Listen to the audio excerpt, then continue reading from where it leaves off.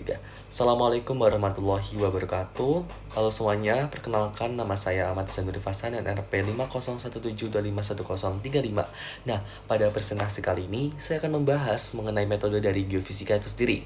Nah, metode geofisika itu adalah berbagai dari metode yang digunakan untuk mempelajari kondisi bawah permukaan bumi dengan memanfaatkan prinsip-prinsip dari geofisika.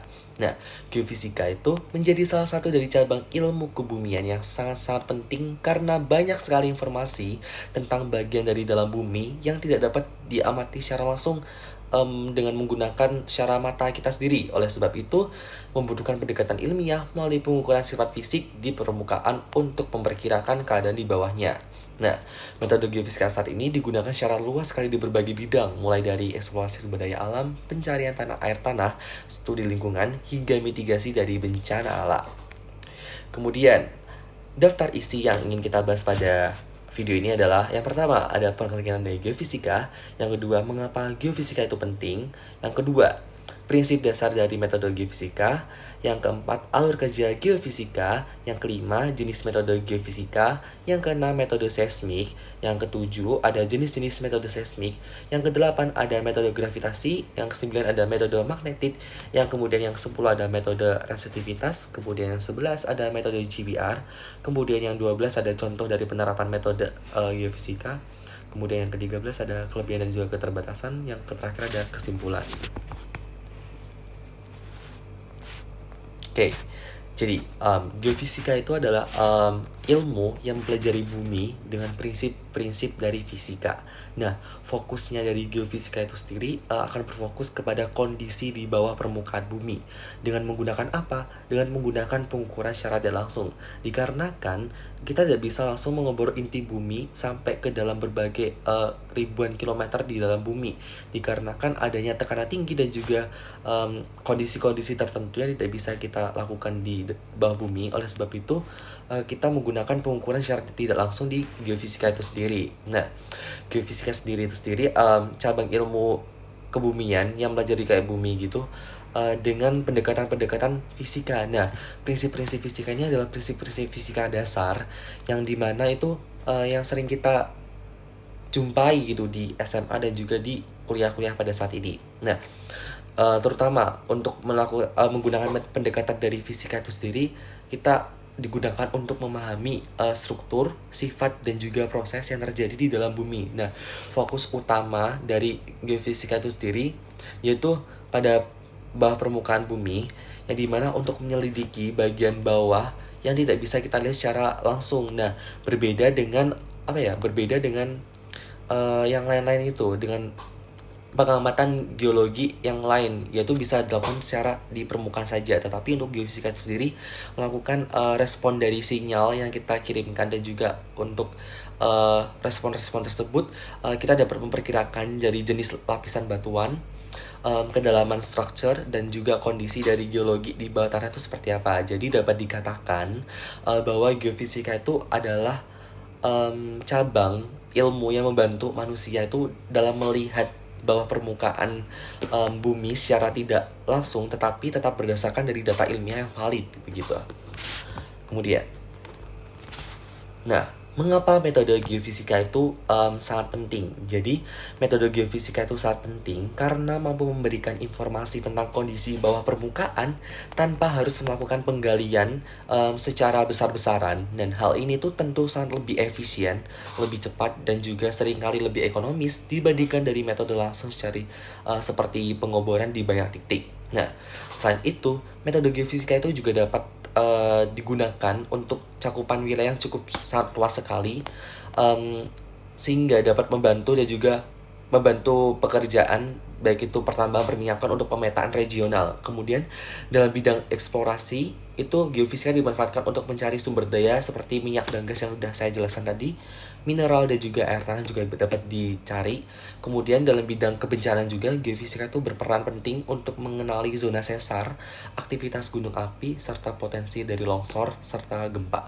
Kemudian dari peran-peran tadi itu, geofisika bukan hanya dalam eksplorasi saja, melainkan juga dapat digunakan sebagai dari keselamatan dan juga perencanaan dari sebuah pembangunan di sebuah negara tertentu begitu. Next. Kemudian ada prinsip-prinsip dari dasar metode geofisika. Nah, prinsip dasar metode geofisika itu adalah kondisi bawah permukaan bumi itu diukur secara tidak langsung, melainkan akan ditafsirkan oleh beberapa respon fisik yang terukur di permukaan. Nah, setiap jenis batuan itu akan memiliki sifat-sifat fisik yang berbeda-beda, misalnya perbedaan densitas, kecepatan gelombang, tahanan jenis listrik, atau sifat dari kemagnetannya. Nah, perbedaan dari sifat inilah itu akan menyebabkan munculnya variasi-variasi sinyal yang kemudian dapat direkam dengan alat-alat geofisika. Nah, dari data hasil pengukuran di lapangan tersebut, kemudian akan diolah lebih lanjut lagi untuk menghasilkan model bawah permukaan, dan juga yang dari model tersebut akan kita teliti dan juga akan kita praktisi, yang kemudian akan kita interpretasikan juga untuk memahami struktur geologi yang ada di bawah permukaan tersebut. Nah, jadi intinya tuh metode geofisika adalah kayak mengubah data fisik menjadi informasi geologi yang bermakna. Nah, kemudian ada alur kerja dari geofisika itu sendiri ada 4. Nah, secara umum pekerjaan dari geofisika itu dilakukan melalui beberapa tahapan. Tahap pertama itu ada akuisisi data, yaitu pengambilan data di lapangan menggunakan alat sesuai dengan metode yang digunakan. Kemudian tahap kedua ada pengolahan data. Nah, di mana pada tahapan ini tuh yang data dari kita dapatkan data mentah tersebut akan kita perbaiki lagi, disaring dan juga disusun dan juga kita ukur agar siap dianalisis juga untuk pengukuran ke pemodelannya ke depannya gitu. Kemudian di tahap ketiga baru akan melakukan pemodelan, yaitu akan mengubah dari data mentah-mentah tadi itu yang telah kita ukur dari hasil pengolahan tadi menjadi dari gambaran atau model dari bawah permukaan secara lebih jelas lagi. Nah, kemudian di tahapan terakhir itu ada interpretasi, yaitu dari katanya udah jelas sekali, yaitu untuk menafsirkan dari model tersebut agar dapat menjelaskan lagi kayak kondisi geologi itu sebenarnya seperti apa gitu. Nah, pada 4 tahapan ini tuh saling berkaitan sekali dikarenakan kualitas dari hasil akhir itu akan sangat berpengaruh oleh kualitas dari pengambilan data, pengolahan, dan juga pemahaman geologi dari penelitian di awalnya gitu. Next. Kemudian ada jenis-jenis dari metode geofisika. Nah, dalam geofisika itu sendiri terdapat berbagai sekali metode yang dapat dikembangkan. Salah satunya ada 5 ini yang akan gue jelasin, yaitu ada metode seismik, gravitasi, ada magnetik, ada resistivitas, dan juga ada metode GBR. Nah, oke. Dari masing-masing dari metode geofisika tersebut akan memiliki prinsip kerja masing-masing dan juga akan memiliki jenis-jenis data yang akan dianalisis, kedalaman investigasi juga, dan juga akan ada memiliki tujuan-tujuan penggunaan yang berbeda-beda juga. Nah, karena itu pemilihan dari metode geofisika itu harus disesuaikan lagi dengan target penelitian.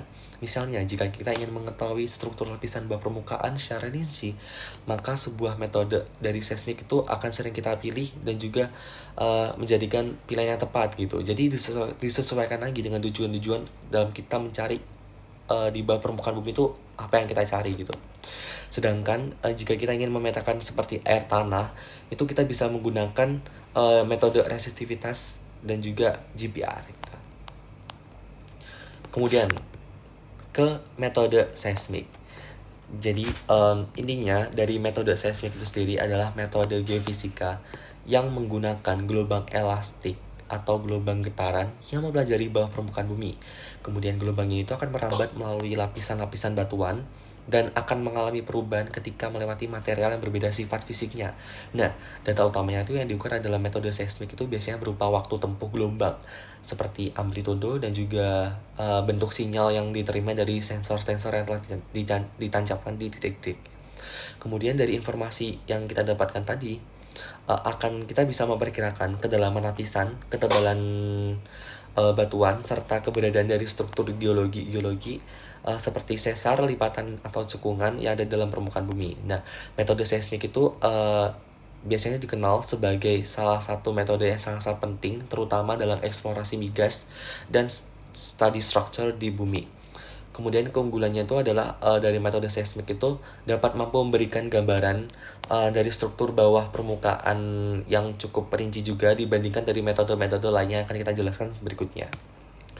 Nah, Khusus dari metode seismik sendiri itu ada jenis-jenisnya tersendiri, yaitu terdiri atas beberapa jenis masing-masing dengan fungsi yang berbeda. Nah, yang pertama ada seismik refraksi yang digunakan untuk mempelajari kecepatan gelombang dan kedalaman lapisan berdasarkan pembiasan gelombang pada batas-batas antar batuan. Kemudian ada seismik refleksi yang kemudian dari seismik refleksi itu sendiri lebih banyak digunakan untuk pencitraan dari struktur bawah permukaan secara detail karena memanfaatkan dari gelombang pantul. Kemudian ada MASW, yaitu yang sering dipakai juga untuk mengetahui profil dari kecepatan gelombang geser atau parameter kekuatan tanah. Nah, yang keempat ada mikrometer dan juga ada passive seismic yang dimana dari jenis metode ini tuh memanfaatkan getaran alami tanpa harus membuat sumber getaran buatan gitu. Nah, dengan banyaknya jenis metode seismik ini, penggunanya itu dapat disesuaikan lagi juga dengan kebutuhan, baik itu dalam eksplorasi dalam tanah ataupun studi dari dangkal yang ada di dalam tanah maupun keperluan dari geoteknik itu sendiri.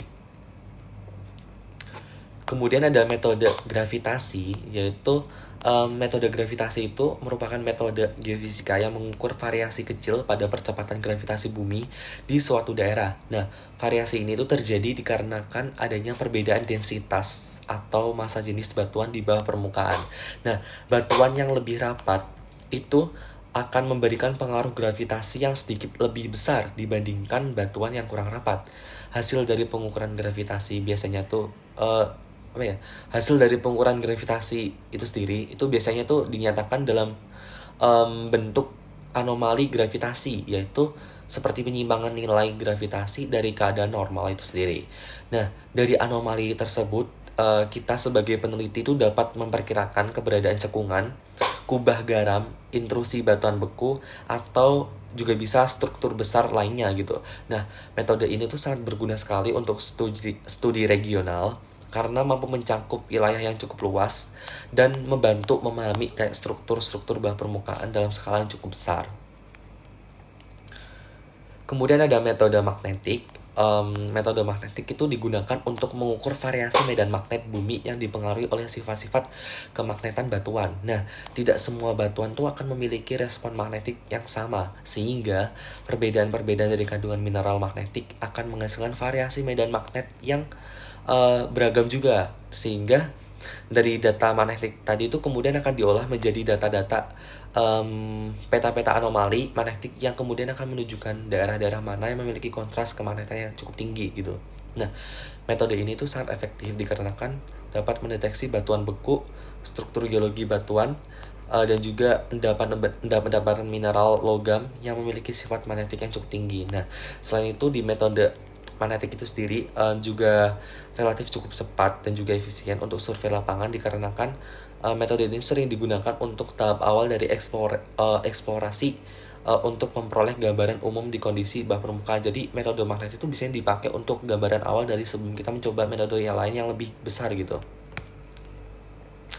Kemudian ada metode resistivitas. Nah, pada metode resistivitas sendiri merupakan salah satu metode geofisika yang mengukur tahanan dari jenis-jenis listrik dari suatu material di bawah permukaan. Nah, prinsip kerjanya itu adalah dengan menginjeksikan arus listrik ke dalam tanah melalui elektroda, lalu mengukur beda-beda dari potensial yang dihasilkan, dan nilai resistivitas itu yang dihasilkan nanti akan sangat dipengaruhi oleh jenis-jenis batuan dari porositas juga, kadar air, salinitas, dan juga komposisi dari mineral. Nah, material yang jenuh air itu biasanya akan memiliki resistivitas lebih rendah dibandingkan material yang kering. Nah, karena itu metode dari resistivitas sangat sering sekali digunakan untuk pencarian air tanah.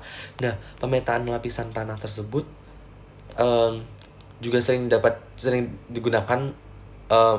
menggunakan dari metode resistivitas, dan juga biasanya tuh metode ini tuh sering juga untuk digunakan studi dari pencemaran limbah gitu di sungai atau enggak di mana gitu, atau enggak di perkebunan warga tiba-tiba ada cairan-cairan yang tercemar gitu.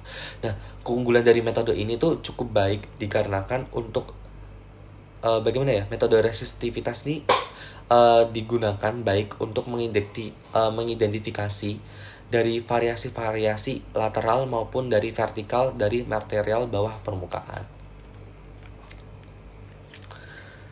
Kemudian ada metode GPR. GPR atau biasa disebut dengan Ground Penetrating Radar adalah metode geofisika yang di mana metode geofisika ini tuh menggunakan gelombang elektromagnetik yang berfrekuensi cukup tinggi untuk menyelidiki objek-objek atau lapisan di bawah permukaan yang cukup dangkal. Nah, ketika gelombang radar itu dipancarkan ke dalam tanah, sebagian energi akan dipantulkan kembali jika menemui batas material yang memiliki perbedaan sifat dielektrik. Nah, pantulan-pantulan dari inilah yang akan direkam dan juga akan digunakan untuk membentuk dari penampang bawah permukaan. Nah, GPR itu sendiri memiliki keunggulan berupa resolusi yang sangat tinggi sehingga cocok digunakan untuk mendeteksi utilinitas bawah tanah, rongga-rongga bawah tanah, pipa, kabel, dan juga bisa retakan maupun struktur dangkal lainnya gitu. Nah, namun meskipun kedalaman jangkauannya tuh cukup terbatas dan juga sangat dipengaruhi oleh kondisi tanah, tapi kadar air dan juga konduktivitas material itu cukup membantu dalam kita untuk memantau dari metode GPR sendiri. Oleh sebab itu, GPR itu paling efektif digunakan untuk survei dangkal dengan kebutuhan detail yang cukup tinggi. Kemudian ada contoh-contoh dari penerapan geofisika itu sendiri. Nah, metode geofisika itu sendiri memiliki penerapan yang sangat luas sekali di berbagai bidang dalam eksplorasi. Contohnya dalam eksplorasi minyak dan gas. Metode seismik itu digunakan untuk memetakan lapisan batuan yang berpotensi menjadi reservoir, dan juga reservoir itu kayak penyimpanan dari minyak dan juga gas yang ada dalam bumi gitu.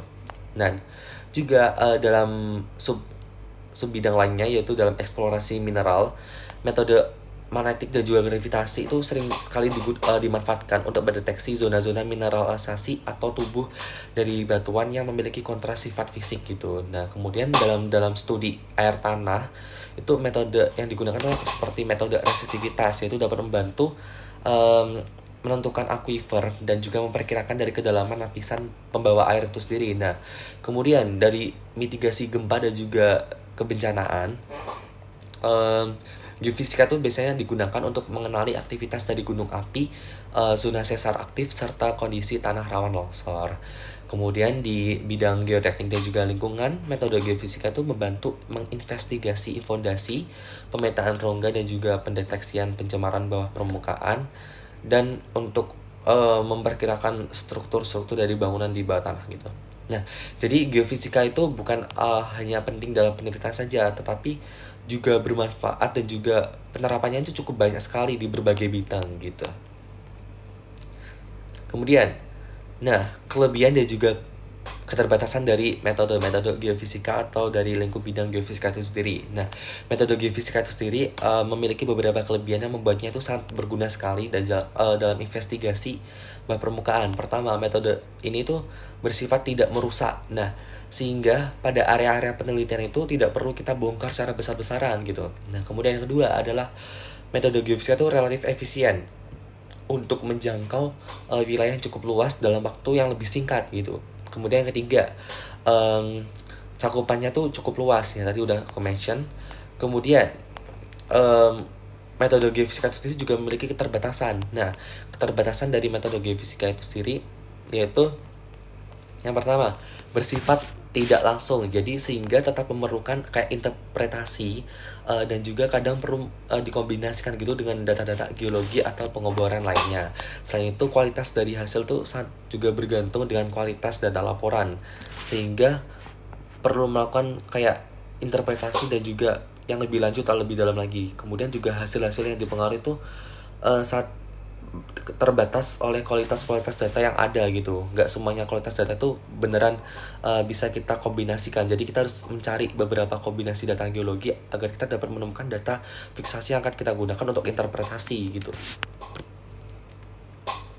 Kemudian kesimpulannya, jadi dari pembahasan dari awal tadi itu dapat disimpulkan bahwasanya geofisika itu ilmu yang mempelajari bumi, terutama bagian bawah permukaan, melalui pengukuran sifat-sifat fisik secara tidak langsung dan menggunakan interpretasi untuk hasilnya gitu. Nah, metode geofisika itu sendiri sangat penting sekali dikarenakan mampu memberikan informasi bawah tanah tanpa harus kita melakukan pengoboran secara besar. Nah, terdapat berbagai metode geofisika tadi yang udah kita jelasin, ada seismik, ada gravitasi, ada magnetik, ada resistivitas, ada GPR. Yang dimana pada tiap-tiap metode tersebut memiliki prinsip dan juga fungsi yang berbeda-beda sesuai dengan tujuan kita, ingin kita capai itu apa gitu, sesuai dengan bidangnya. Dan juga pemilihan dari metode tersebut juga harus disesuaikan dengan tujuan survei, karakter target, dan kondisi dari lapangan-lapangan yang kita survei. Nah, dengan demikian geofisika itu menjadi kayak alat yang sangat-sangat penting banget dalam eksplorasi sumber daya dan juga studi lingkungan, karena meskipun ada beberapa keterbatasan, tetapi kelebihan yang dimiliki dari metode geofisika itu juga cukup banyak sekali gitu. Jadi sangat-sangat cocok sekali dalam berbagai eksplorasi sumber daya alam, studi lingkungan, geoteknik dan juga dapat digunakan untuk mitigasi bencana juga gitu. Wassalamualaikum warahmatullahi wabarakatuh.